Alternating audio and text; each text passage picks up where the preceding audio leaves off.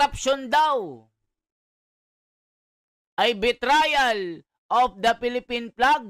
Hala ka, grabe na ito.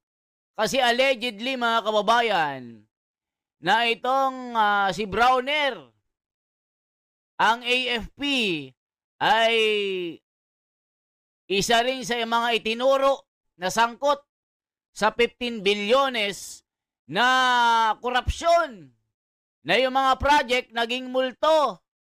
Grabe mga kababayan, pakinggan po natin ang sinasabi ni Kuya Ed na dating kumakain ng misal, na pagka yung mga basuka nandyan na iniilagan lang, na parang 5-star na paputok. Pero ngayon mga kababayan, binakbakan niya si General Browner, na niloloko mo ang sarili mo, Browner. Ikaw ang pinakakurap na nakilala